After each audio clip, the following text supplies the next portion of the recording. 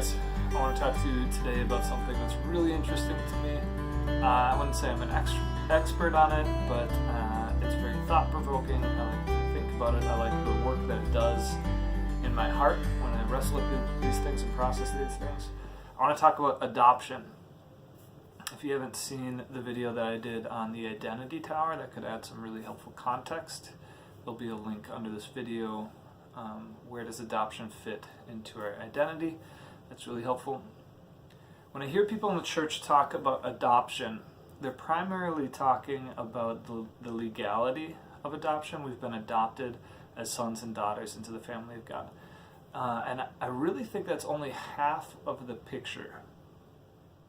So tons of scripture saying that we've adopted, we can call him Abba Father. And that's really awesome. One of the interesting things that I learned from Richard and Connie Smith, who are mentors of mine, is in Roman culture, actually in Roman law.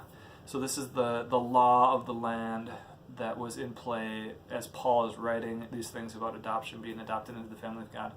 According to Roman law, if parents have a child that's born naturally, they are allowed to disown that child and cast that child away for whatever reason.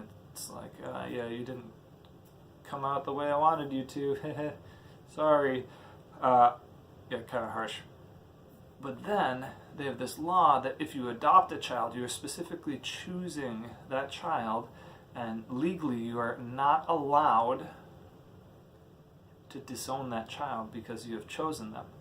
You said, you are mine, you're part of this family, you have full access to the inheritance, everything, you become part of our family, and you are not allowed to disown that child. And something about that was just it really hit me in a deep way of, wow, there's something profoundly established and secure about my adoption into the family. I also like to think about what kind of responsibility has God taken on himself by choosing to be our Father? So the term Father is just, it's huge, it's dynamic. There's so much going on there in that idea, in that phrase, I am your Father. Now I'm just doing flashbacks to Star Wars because that's where my mind goes on a regular basis, is Star Wars, sorry. But God is our Father, and what does that mean? What has he taken on himself? A lot of times we think along the lines of, what's my responsibility as a son? Rightfully so, I get that. How are we supposed to act as children of God? Absolutely. But our starting point in Christianity is not what we do for God, but what God does for us. Our starting point is always what God has done. What has God initiated for us? So what has God taken on to himself by positioning himself as our dad, as our father? What kind of responsibilities come with a father? So I think of provision, protection,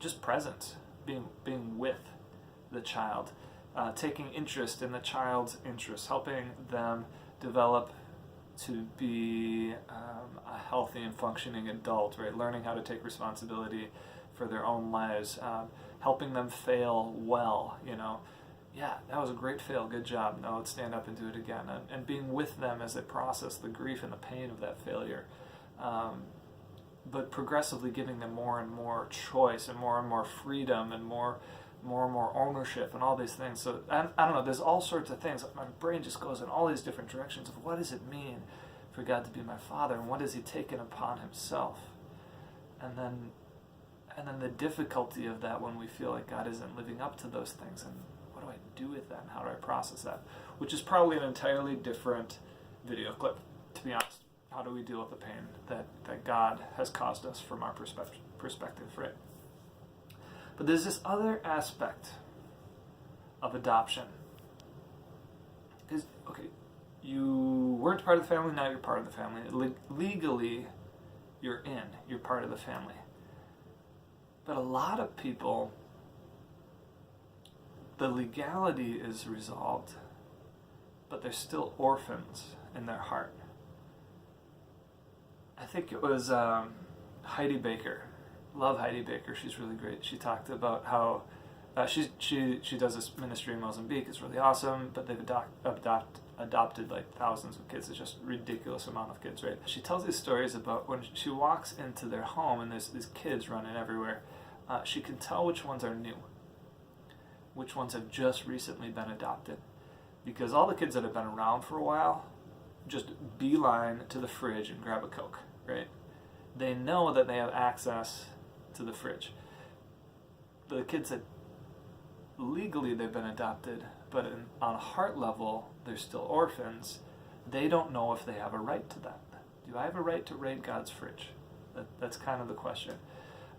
And there's a process of stepping into your sonship, your daughterhood, that doesn't come immediately, even though legally it's settled.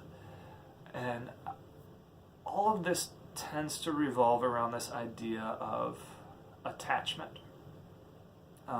So there's the legality of adoption, but there's attachment that has to happen after adoption. So I did a little bit of research online looking at what kind of advice is there out there for parents who have recently adopted a child or children, and they're trying to help the child realize that they're no longer an orphan, that they have a place, that they're safe, that they belong in this family. And everything that I read about this all revolves around this idea of attachment.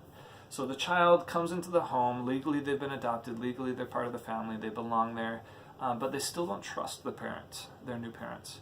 Honestly, they don't really have any reason to trust these people, because what they've experienced, especially if they're older, we're talking 4, 5, 6, maybe even older than that, they've probably learned a lot of lessons about why they shouldn't trust anyone at all. They've probably learned a lot of lessons as to why they are never safe and they have to keep their guard up all the time.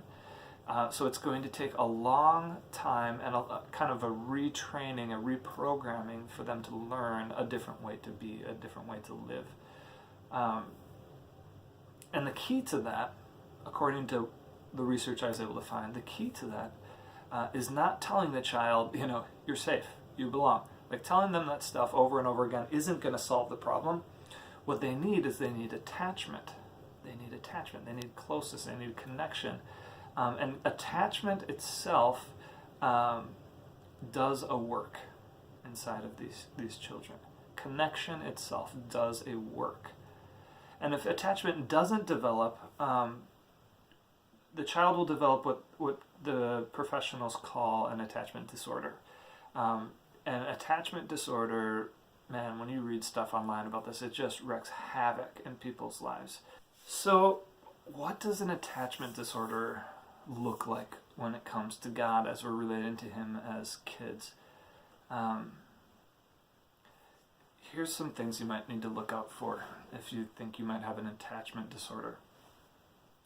Fear of intimacy, while simultaneously desiring it above everything else. So you could be very rigid and cold and annoyed or scared or angry when God expresses unearned love with you.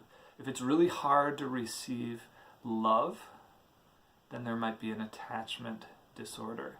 You've never learned how to attach because you've never been taught safety and stability.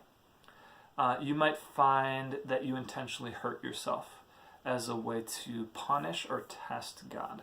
Is He still going to stick around? Is He still going to love me? Is He still going to be on board with me if I sin? If I hurt Him? If I do the bad thing? If I scream at Him? Is He going to stick around? Another thing that you could look for is you love the idea of God. So a lot of kids, when they're in the orphanage, they love the idea of having a parent, and they get really, really excited, and they found out that they've been adopted, and they're really excited and really happy until the parent shows up.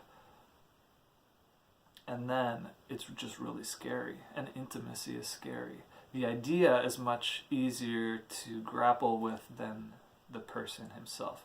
So maybe you stay strictly in a theoretical, or you stay strictly in the Bible, but you don't actually want to engage God. You want to study the ideas about God, but you don't want to engage God Himself. So you prefer studying over worship, or contemplative prayer, or sitting in stillness and silence with God. Those things could be really uncomfortable if you don't have a good attachment with God. Other things you can look for, maybe you just love to serve God all day long, but you have a hard time calling him Father. Maybe you feel responsible for God's emotions, and you try to conform your behavior to make him happy, to make him accept you. So a lot of times children can learn that when they've experienced adults or parents that aren't in control of their own emotions, they learn that the horrible lesson, the lie, that they have to be responsible for their parents' emotions. We don't have to be responsible for God's emotions. God can handle his own emotions. You could be worried, really, really worried about being abandoned again. So there's this instability, insecurity in your connection with God. You could, maybe if you ever have practiced imaginative prayer, where you use your imagination to picture God standing in front of you. Obviously, we're not seeing God himself, but we're allowing our imagination to give us an idea, like through the glass darkly sort of thing, where we get to see God in our imagination to an extent. But some people have a really hard time imagining him at all, or maybe imagining him smiling, or imagining him his face at all. So there's this disconnect, this distance, and a lot of that has to do with fear, right? Maybe, though, what it looks like is that you cling to God with this deep fear that you will lose him. So sometimes children that have been adopted, and when they haven't yet established a healthy sense of attachment, they will cling so desperately to their parents because they're terrified that they'll be left again. They're terrified that they'll be alone again. So they spend all their time, all their energy trying to protect this relationship, but there's no security in that relationship. There's no trust. It's if I let go of you, everything is going to be lost. And when we do that with God, we end up depending more on our ability to cling to God than God's choice to adopt us. And do we trust that when he chose us, that he's going to stick by his choice? So, man, attachment disorders, when it comes to our connection with God, that's so hard. It's a really unsteady, scary, distant sort of relationship with God. Does that mean there's anything wrong with you? Absolutely not. That's part of the normal process of going from orphan to sonship. But then the question is, how do we cultivate real life good connection with God? So I've been doing a little bit of research on attachment when it comes to adoption, and just looking a little bit at what does attachment provide in a relationship between parents and an adopted child. So attachment provides a psychological connection between people that permits them to have significance to each other. So without attachment, there's no sense of significance. I'm not important. I'm not meaningful. I'm not significant to you. Attachment is the foundational core of any intimate relationship. Attachment enables a child to develop a sense of safety and security. I've been talking to a lot of people lately where, as we dig into the reality of, man, what's really going on inside of me? There's so much going on inside of me. The reality is, I just don't feel safe. All of this stuff coming out in all sorts of ways, but the core of it is I don't feel safe. And attachment is the key to developing a sense of safety and security, according to adoption specialists, or whatever the internet is saying about adoption specialists, right? Attachment gives rise to other crucial functions such as socialization, stimulation of intellectual development, and identity formation. So identity is a huge thing that I love to talk about and cultivate. Again, the Identity Tower, all that we talk about in Immerse. But without attachment, identity formation gets really distorted and doesn't happen. And with attachment, it kind of happens on its own. It happens naturally and really, really well. Attachment helps a child to sort out perceptions of the world in which he or she lives. So all of your ideas and your experiences of the world around you are going to be impacted by your attachment with a parental figure. Attachment encourages the development of logical thinking, so it's really good for brain development. It develops social emotions in a child, so without attachment, a child can kind of lose their capacity to understand social emotional elements. Attachment cultivates the formation of a conscience, sense of right and wrong. It helps an individual cope with stress, frustration, worries, and fears. It fashions an appropriate balance between dependence and independence. So you look at a child who has a healthy sense of attachment with their parent. They are going to be the child that is able to leave their parent and go and play on their own. The child that hasn't fully developed a sense of attachment will either stay really close or will always constantly check back in to make sure that they haven't been left or abandoned.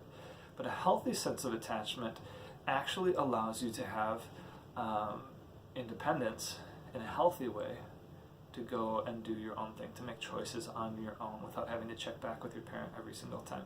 And you learn how to step into freedom, into your own freedom, because you have this home, you have this stability, you have this confidence in the connection and the attachment you have with your parent that allows this base for you to stand on, that allows you to go out and do the things that you choose to do, because you know that if things get hard or uncertain, you can always come home to this connection that you have with your parent, and that's unmoving and steady.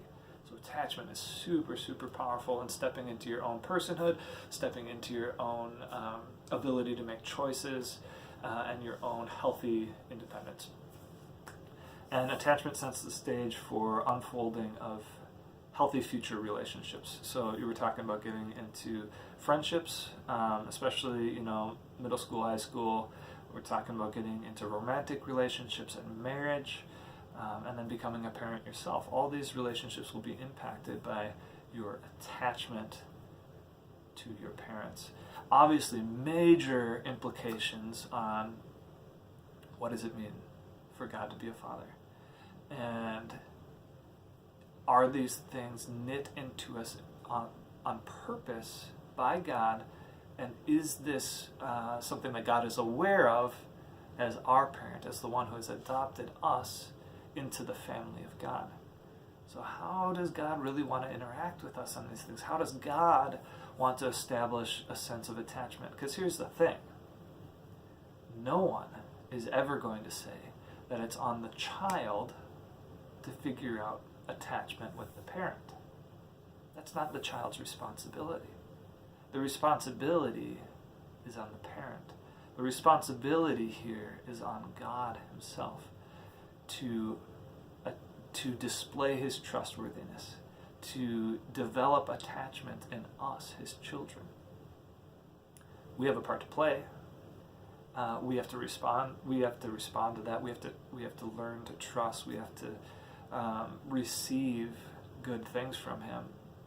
But it's his responsibility to figure out how to do that, and he's pretty good at what he does.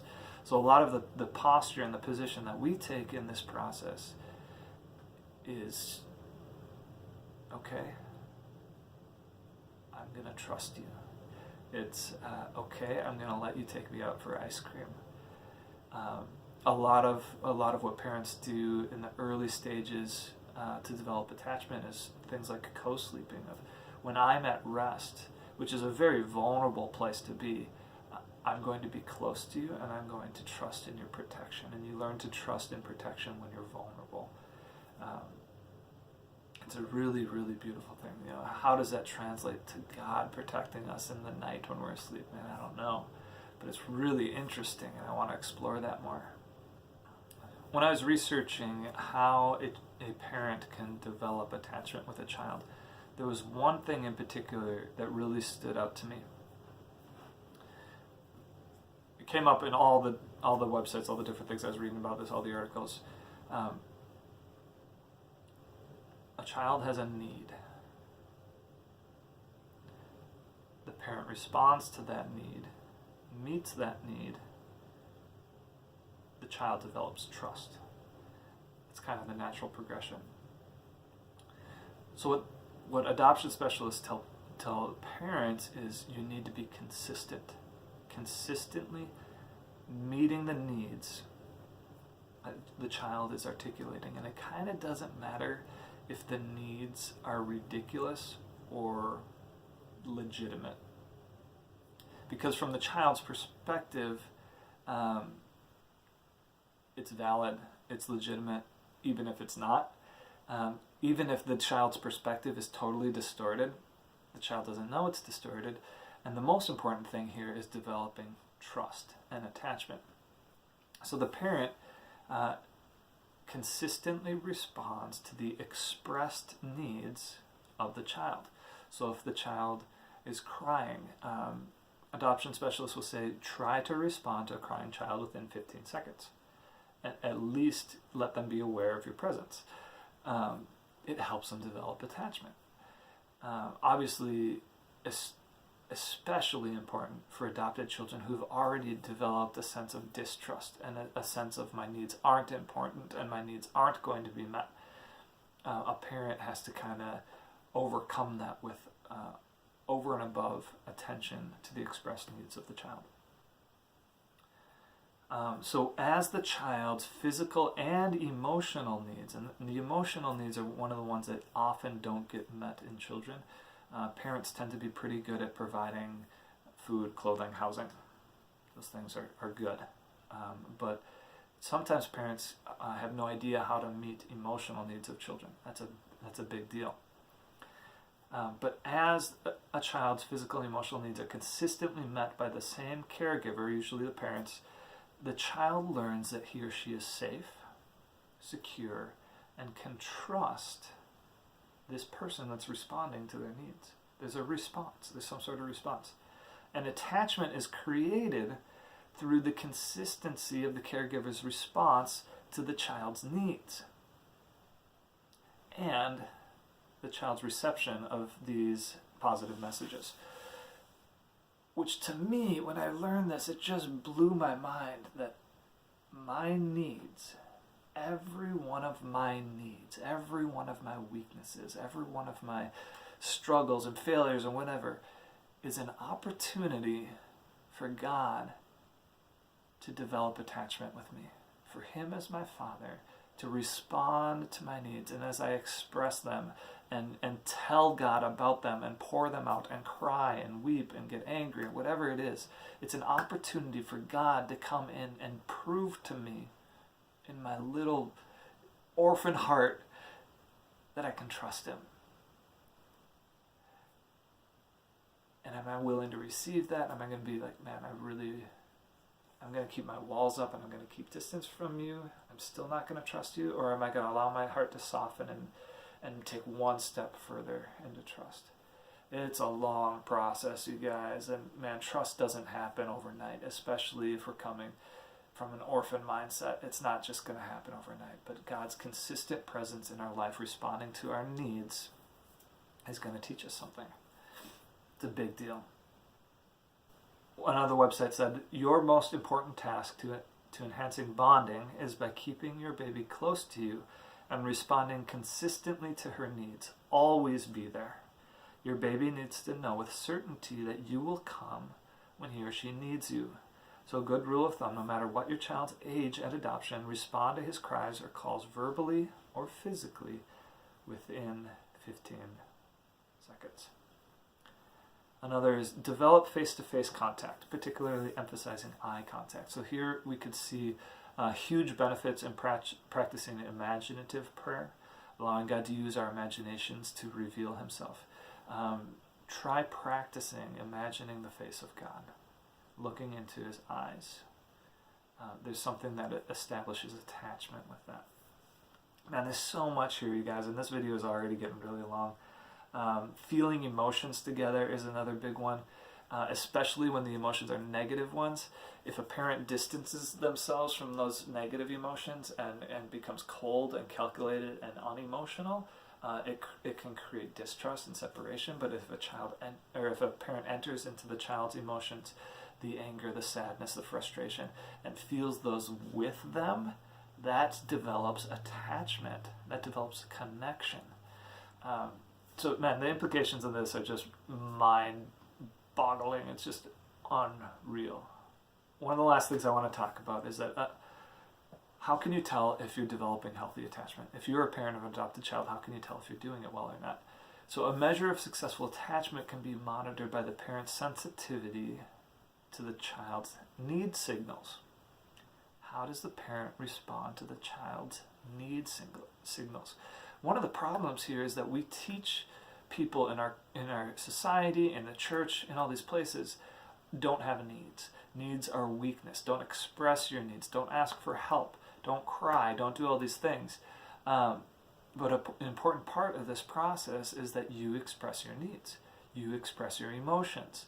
You give signals that God can respond to.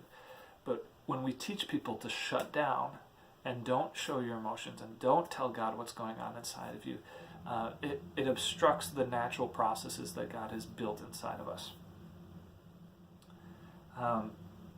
Also on top of their sensitivity to the needs, but also the initiation of responding to those signals, and their confidence in meeting the child's needs and the child's responsiveness.